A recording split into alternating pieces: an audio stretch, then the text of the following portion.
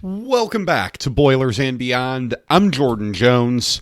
Purdue became one of the first teams to announce its non-conference schedule this past week. And while we did know several opponents ahead of time, it's all official now with dates and matchups and all of that.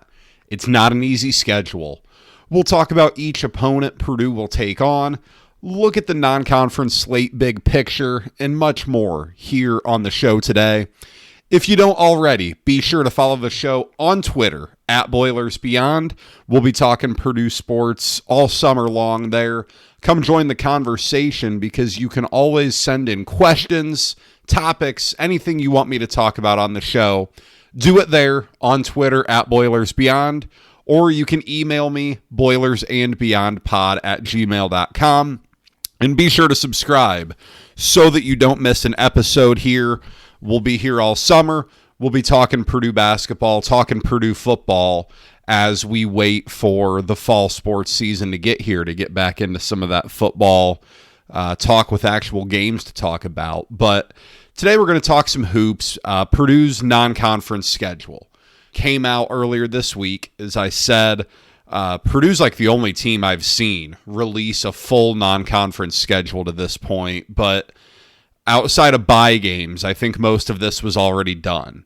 A lot of these games were already on the docket from previously announced home and homes or return trips. The Baja Mar thing became official. So, look, all in all, this is another really strong non-conference slate. That is nothing new to the Purdue program. Purdue has really gone all in on scheduling difficult non-conference slates. You look at what it's done over the last 4 or 5 years, where every year it's been among the nation's toughest non-conference schedules. And that's a testament to several things. I think maybe the biggest is that Purdue is not in some position where the coach is on the proverbial hot seat and has to schedule wins above all else. That's a big part of this. Matt Painter's very comfortable with his program. He's very comfortable pursuing difficult schedules, knowing that if it doesn't go perfectly, they're going to be okay. He's going to be okay. This isn't a situation where you go into a difficult schedule and you get punched in the teeth a little bit, and then all hell's breaking loose over your program. There's fire everywhere, and it's making for a really awkward back half of the season. That's not something Purdue has to deal with. You see it all the time. Coaches who are desperate for wins are scheduling these super light non-conferences just to try to buy them more time. And it rarely works, but Purdue's not in that spot. Matt Painter is probably the most comfortable in his own skin coach in America. No one is more straightforward than Matt Painter, and he's made it very clear over time. This is how he wants to schedule. He thinks his team gets better from it. He sees the value when it comes to NCAA tournament seeding, when it comes to Big Ten readiness, with the goals in mind of winning the Big Ten and setting itself up for the best seeding in the NCAA tournament as possible. Purdue doesn't have to really worry about making the NCAA tournament these days. Even if you include the 1 year where Purdue probably wasn't going to make the NCAA tournament in 2020 when it got canceled, outside of that, Purdue's been like a 4 seed or better every year since 2016. Purdue has been remarkably consistent atop the sport in the top 25 and in positions to where it's not worried about making the NCAA tournament or not. And when you're in spots like that, and of course this year is a whole different ballpark, but when you're in spots like that, you can schedule to where you are benefiting yourself from a metric standpoint, where wins and losses aren't just the only thing you're concerned about. You know that it's possible you lose these games, but Purdue wants to go on the road and prepare for Big Ten play. As you look at this year's schedule, it does that. Purdue wants to play different types of teams, play in different types of atmospheres, play against really good programs. And that's all stuff that Purdue does here. You see different styles that you're probably not going to see in Big Ten play that you might see in the NCAA tournament. You're not seeing anything like Alabama in Big Ten play. The way Alabama shoots 3-pointers. Nobody in the Big Ten plays like that. Unless I'm really blanking on someone, but I don't think I am. You're not really seeing anything like Iowa State defensively. You're not seeing things like what Auburn does. It's a different style of basketball, a lot of that in the SEC, but you're seeing different things that you're not going to see in the Big Ten. And I do think even last year, non-conference play wasn't perfect for Purdue by any means. But when push came to shove, did seeing Texas A&M, Marquette, and Auburn help Purdue when it was time to play Houston? I sure think so. It didn't hurt, I'll tell you that much. It didn't hurt that when Purdue played in Indianapolis against Texas A&M 3 months earlier, it really got popped in the mouth and struggled. That didn't hurt anything. It wasn't a fun loss to take at the time, but the NCAA Tournament Selection Committee has consistently rewarded strength of schedule. I said at the time, I thought that might have been a part of it when Purdue received a 4 seed, when it was entirely plausible that Purdue would have gotten a 5 seed. I think most people turned on the selection show expecting to see Purdue get a 5 seed, but Purdue did not. Purdue got a 4 seed, and I think part of that is because Purdue played a really difficult strength of schedule, and this is Purdue putting itself out there to be exposed, to get better. That way, when Big Ten play starts, when the NCAA tournament starts, Purdue's got no excuses. Purdue's seen a lot already. It's not going in to Big Ten play not knowing about itself. And it starts from the top, and not an actual game, but Purdue going to Kentucky for the exhibition game is a big one. These don't have to be charity exhibitions anymore. These can just be exhibition games. I don't think there has to be a charity tie-in. So, if Kentucky's donating the gate or whatever, I have no clue. But this is a huge one. It's been well documented that Kentucky went all out in the transfer portal this spring. It doesn't have a ton coming back from last year's team, but Otega Owe is really good, and Kentucky spent a ton of money in the portal. Rankings are difficult, and I'll just reference them throughout this pod. I'll use Gary Parrish's top 25 and 1 over on CBS Sports. I think he does a pretty good, fair, even-keeled job looking at this. I don't think he's as clickbaity as some of the other folks out there who do these types of rankings. He's got Kentucky number 11. So this is a top 15, borderline top 10 opponent. You're going to their place for what should be a huge atmosphere. I mean, it's the first time that Big Blue Nation gets to see Kentucky against possibly, maybe probably, the number 1 team in the country in Purdue. That's a home football weekend for Kentucky. So you're already going to have a pretty buzzing weekend in Lexington. And if Kentucky football stays on the trend that it has been the last few years, those people could be really excited for basketball at that point. That's going to be a really, really big time test for Purdue. I don't think Purdue has much desire to play one of those at home. It would be great for revenue, I guess, but I don't know how you do the tickets. Like, is that a separate ticket? Because the other exhibition games are included. So I don't know how that would work. But I think this is all about exposure to a difficult environment.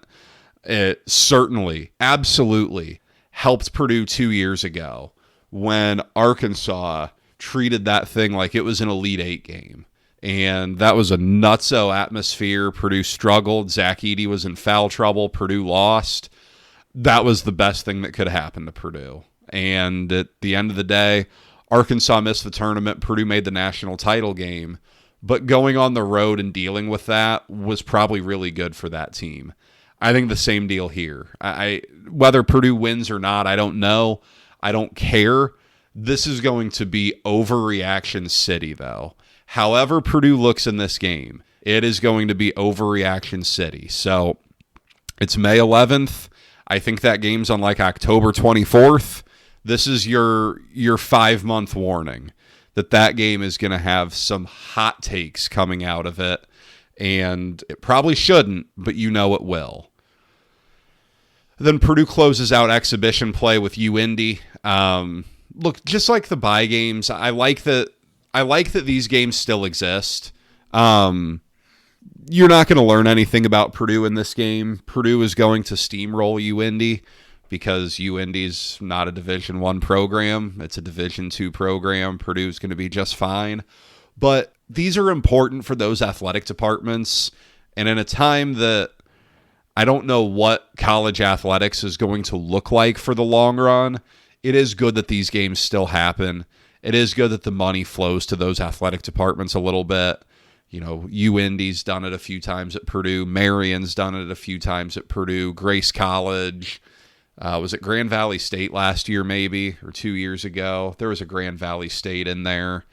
It's a solid thing, and it kind of continues in the season opener. Purdue starts with Evansville. And as an Indiana native, as one who loves basketball in this state, and also as a Valparaiso fan as well, I love when Purdue and Indiana and Notre Dame play the in-state schools. I would much rather see that than, playing Idaho State. No offense to the Bengals out there, but I would rather see Purdue play Evansville than Gardner-Webb. Just listing off random teams here, but just like Gardner-Webb, the last time Purdue played Evansville, Purdue lost. Matt Painter's first season in 2005, Purdue went down there, non-conference play on the river, and got beat. Purdue has not played Evansville since. Evansville's not good. 11-21 last season, 8-12 in Missouri Valley play. Tayshawn Comer, its best player, a guard from Cathedral's gone as well. You got to play games like this, though. I think, and this is going to be a theme throughout here, with these bye games, I don't know how you project forward with these mid-major programs. It seems like every year for a while, Purdue has had an opponent come in that you think, boy, that's going to be a pretty good mid-major. But I don't know that exists anymore. In the transfer portal era, now that revenue sharing is coming into the mix with NIL, I don't know, man. I just don't know. I don't know if that's possible anymore, to have a team coming back that you feel really good about at that level. By no means, is Evansville good, but it loses its best player. It hasn't been good in a while. It should be an easy win. And again, for Purdue, it's always good to have an in-state opponent there. Number 2, Purdue goes just outside the state of Indiana. Oakland comes in, 40 years and counting, up in Detroit for Greg Kampe. He's still around up there. Purdue's played the Golden Grizzlies a few times in recent memory. 2020, I know Purdue played Oakland. Purdue blew them out in Mackey Arena. COVID game, no fans in the stands, but that was a blowout victory. I want to say there was a Baby Boilers team that played them too. Maybe that was the Jawan and Etuan senior year. I'm remembering it on a schedule poster. The little Oakland Grizzly logo on a schedule poster is how I'm thinking of that, because I always had the schedule posters up in my room. So that's where my mind's at there. I'm off the rails now. But 2 years ago, Oakland stunned Kentucky in the NCAA tournament. Jack Golke became a household name. Again, I don't know how you build off that success. You really don't. But this is a strong program in the Horizon League. It's a respectable mid-major opponent. It's a good coach. There you go. It gets real after that. Purdue goes to Tuscaloosa, taking on Alabama. A Friday night game, November 13th. That's a big one. That's a really, really high-level game. Third straight year that these two programs meet, Alabama will be hoping that the third time is a charm. Alabama got beat a couple years ago up in Canada. Alabama made 19 threes. Zach Edey and Braden Smith were so good that it wasn't enough. Wild game that was up in Toronto. And then last year, CJ Cox goes nuclear, hits 3 threes in a row in the second half. Alabama's coach, Nate Oates, says that he didn't realize Trey Kaufman-Renn would be such a part of Purdue's game plan. Don't know how that happened, but Purdue got the win in Mackey Arena in a really big-time game. And this is the return of the home and home. Alabama's never to be taken lightly. They're 23rd in the top 25 and 1 right now. Mark Sears is out of college after seemingly forever. I don't think they have a ton back from last season, but I know this. With the way Alabama wants to play, and Nate Oates is not going to change stylistically overnight, Alabama always presents the challenge that if they're hot, they do what they did to BYU in the NCAA tournament this year and hit 22 threes or whatever it was, and the math equation becomes impossible. You can't score enough to beat them. You have to get stops. You have to force them off of the three-point line a little bit. Purdue projects to be one of the top teams in the country, so this should be a strong turnout by Bama fans. Probably a fan base that's really been turned on to basketball here in the last 5 years or so. I can't imagine that it's always been a good crowd there, but it's going to be a good crowd when Purdue comes to town. But, and this is the caveat for all of these, I don't want to sit here like I'm Lou Holtz hyping up teams to be unbelievable when they're not, but Purdue's the better team on paper. Purdue's going to be the better team on paper in probably every game it plays this year. So, just because these teams have some reasons to be, I don't want to say afraid of them, but some reasons to respect them, it doesn't mean that Purdue's going to be an underdog or that Purdue shouldn't win or that Purdue can't win. You've got Akron after you come home from Alabama. Again, I can't say I know much other than Akron was a good MAC team last year. It seems to have lost a ton to the transfer portal. All 5 starters are gone from a group that went 28-7, just 1 loss in conference play, went to the NCAA tournament, was supposed to get a lot back. It didn't get anything back. It's brutal. It really is. As I said, I follow Valpo basketball a lot. I think Valpo has 2 players back from last year. That's the reality for these mid-majors, is if you have guys who are decent, it's impossible to keep them. And Akron is a great example of that. That's your little tune-up between Alabama and going down to the Bahamas for the MTE Baha Mar. So far, we know that Memphis and Wake Forest will be in the event. A 4th team will be joining. We don't know who that is. Brian Newber over at Golden Black has said that Texas Tech could be a possibility. That would be a big one. Texas Tech is preseason top 10 on most of these rankings. We'll see if that happens or not, because Memphis and Wake Forest don't project to be great. Neither of them are in any of these preseason top 25s. I wouldn't think either of them figure to be terrible. Memphis, certainly not. Memphis hasn't been terrible for a while. Wake Forest, I have no clue. Wake Forest was okay last year. I'm trying to think, did it get into the first 4? It came close if it didn't. I can't remember now. But nonetheless, you have the juicy storyline, and please take the sarcasm. It's there. Of Miles Colvin taking on his former school. If Purdue were to get Wake Forest, we could have that. Purdue didn't get the the Cannon Catching storyline in last year's MTE. Maybe it dodges it again this year. Maybe it doesn't. We don't know who Purdue would play first. Probably some contradicting styles there. The bit I watched of Wake last year, it is a very different program than Purdue. And Memphis is about as polar opposite of a program as Purdue. Penny Hardaway is about as polar opposite of a coach as Matt Painter. So you would have some contrasting style there. I think the MTE landscape is about to change quite a bit. This big NIL-based event in Vegas is really something. I want to say it was, 36 teams this year that'll be going out there. As you look at some of these other events, the Maui field is terrible. And I know I've seen the thought that coaches are wanting to play fewer 3-game MTEs. I don't know what to make of that. Maybe that's true. Maybe it's not. ESPN can't be thrilled, though, because the Maui field is rough. It's really rough. Moving forward, we're going to see what Purdue does with these MTEs. I would certainly anticipate Purdue continues playing in them.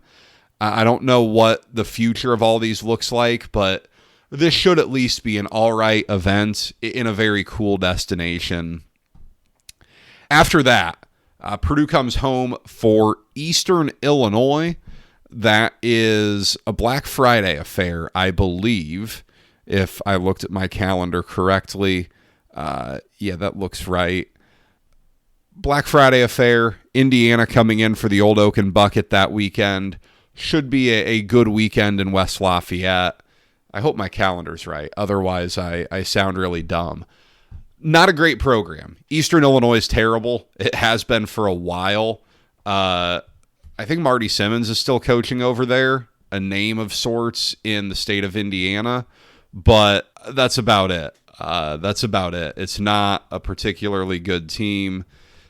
They finished 12-19 last year, had one of the bottom 10 offenses in the country on KenPom, so that's fun.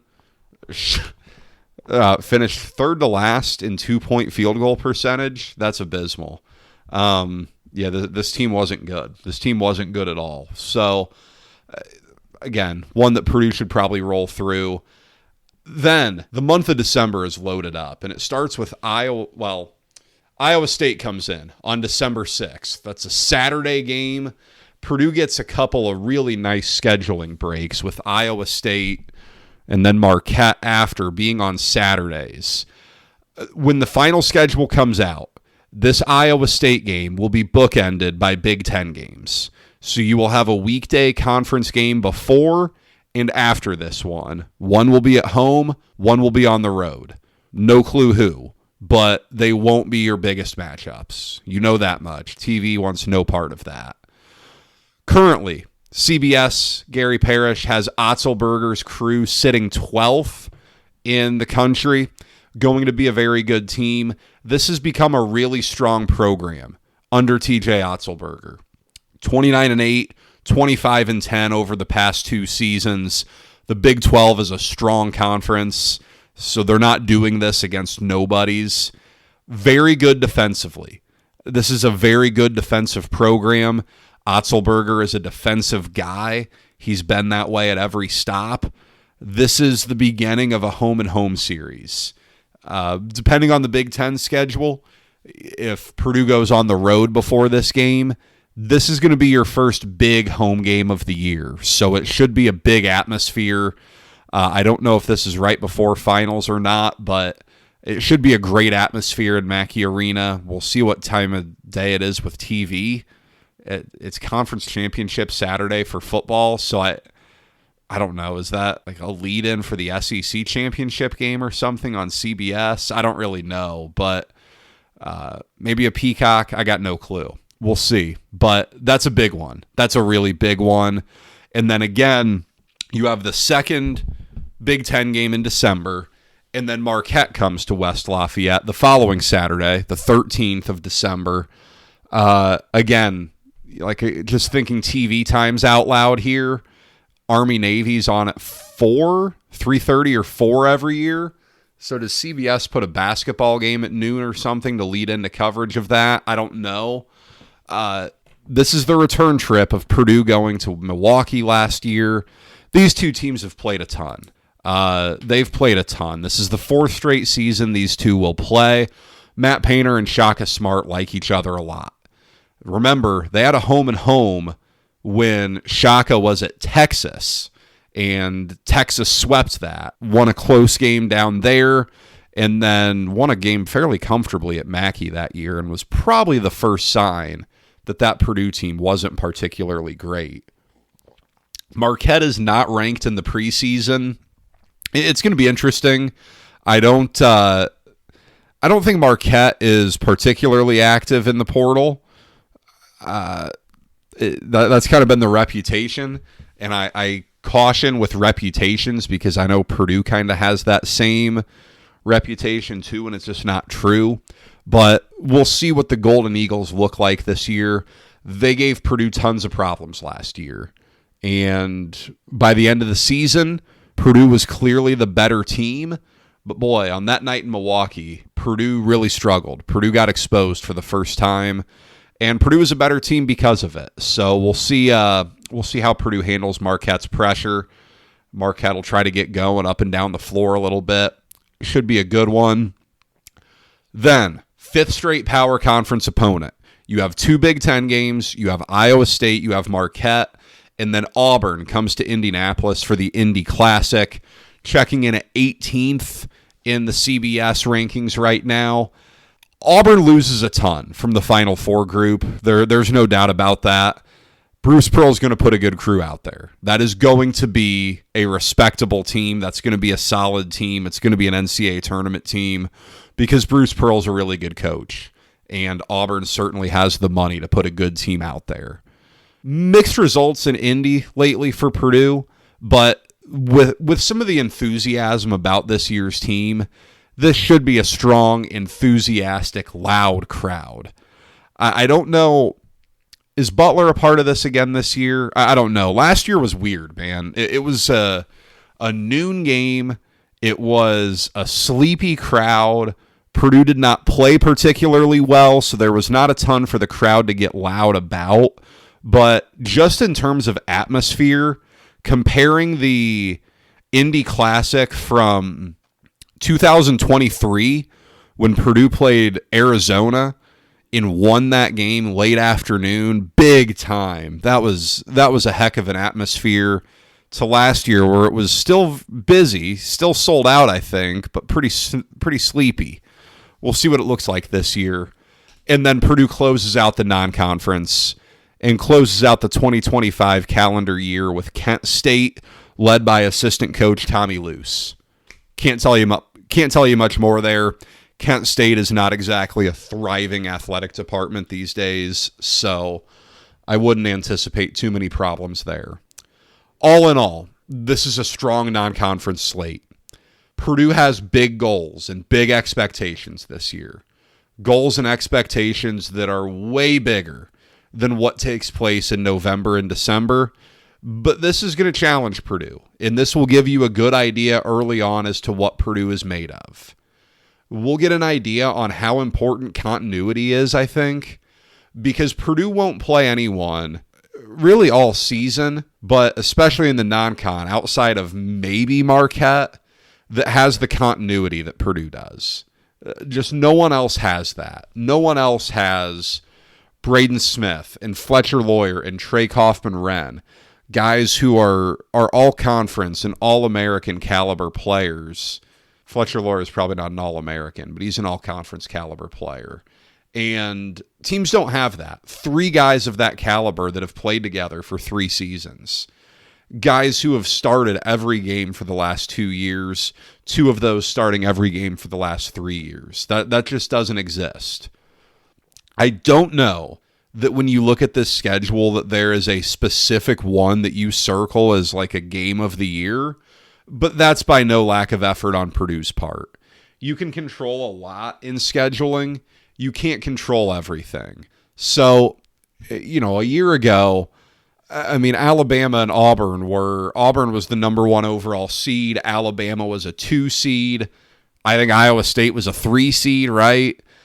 The schedule would look a little tougher if it was last year's teams on paper, but this is still, it doesn't get better than this. You don't schedule better than what Purdue is doing right now. December is really, really tough. Big Ten games sandwiched around Iowa State, then Marquette and Auburn. That's a really tough stretch. Purdue has had lots of problems in that first Big Ten road game. It's 5 of the 6 years Purdue has lost that game.